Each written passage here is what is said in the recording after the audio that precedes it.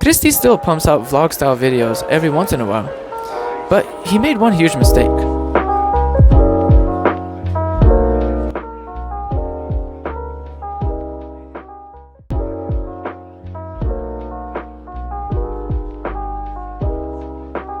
I've been collaborating with Cristian Dascălu for quite some time.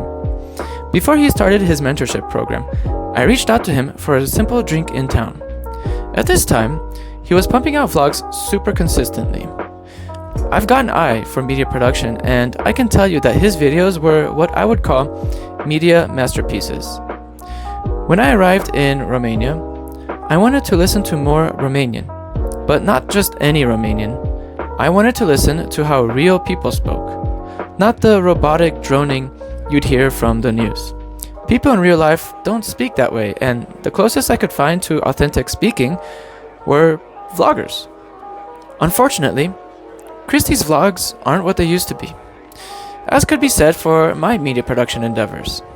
I don't pump out photos like I used to because times change. Anyhow, I followed Cristi and his vlogs because he was authentic in his content, and that's something that I really appreciate. Authenticity is a quality that I've always upheld above all else when it comes to media arts. Cristi still pumps out vlog-style videos every once in a while, but he made one huge mistake. He mixed his business brand with his personal brand. Instead of consistently pumping out vlogs on his channel, he sporadically publishes them between his obvious priority, his business. Slowly but surely, his ratio of vlog to business content is going towards the business side, which is a shame, but maybe it'll change. I had a recent chat with another enthusiastic content creator, and we had a short chat on authenticity. After that chat, I realized that I need to speak their language. I need to make more videos. The thing is, vlogging simply takes too long because editing videos takes a long time. As a compromise, I'm providing you the content in this form because I'm looking at covering the core message, whatever form that may take. The question I want to ask is, how do you convey and maintain authenticity in your content? To figure that out, I like to ask myself, why did I get involved in media productions? Why did I get involved in the arts? Intrinsically, what do these activities bring me? As Cristi's channel goes more and more towards the business side, it's also losing its authenticity. At its core, his business is helping his clients achieve extrinsic results, namely money.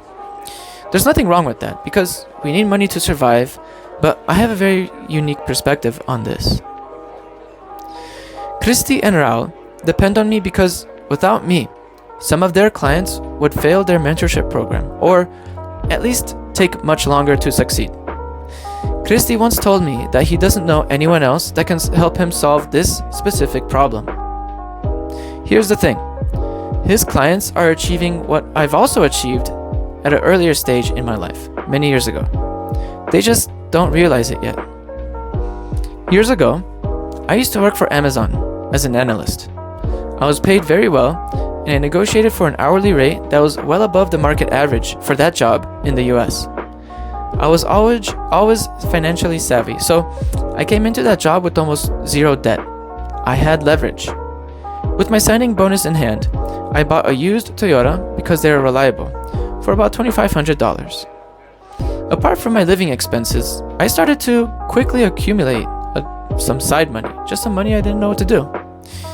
Apart from the 401k, I did nothing to invest into the financial market. I didn't touch stocks, and I only dabbled in crypto. I withheld my liquid assets because what I wanted to do, I realized, was start a business. I wanted a runway. How does this relate to Cristi and his audience? Well, they're making a bunch of money, and if they're financially savvy, they're probably very close to experiencing what I would call a fuck this shit moment.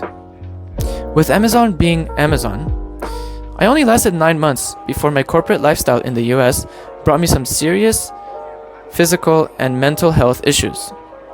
I had a quarter-life crisis. Only by looking back can I begin to understand the root cause to my problems and how they were impacting me. Long story short, it was my lifestyle. It was a lifestyle committed to the chase of extrinsic qualities while being surrounded by people blindly doing the same. I started to feel empty inside. With a full-time job, you've got zero time to develop yourself. Hint, hint, the investment that pays the best dividends is always an investment in yourself. The unfortunate reality was that I simply didn't have time to invest in myself. After that 9-month mark, I quickly found myself liberated from the shackles of full-time, on-site employment with both money and time to spare. I thought long and hard about the best way to invest in myself, and since I didn't want to invest into the financial market, or I didn't want to increase my cost of living, I had plenty to spare, so I traveled. I learned so much, with the most impactful lessons being in the change of perspective. This investment in myself led to my huge lifestyle change where I moved permanently to Europe, namely Romania. I devoted myself to education, with my first steps being in volunteering. I had a great experience, and I ended up remaining in Bucharest, Romania. It was at this stage that I sought to hear more street Romanian and came across Cristi's vlogs. Little did I know that Cristi will become part of one of my most valuable business collaborators. Independently, but yet also together, we've helped Romanians get one step closer to achieving their financial dreams. But it's a trap. That's because you'll never become satisfied with what you make. If you're anything like me when I worked at Amazon, then you're probably sitting for long periods of time in your comfort zone, shackled in place by your social circle, your beliefs, your fears, or a combination of those.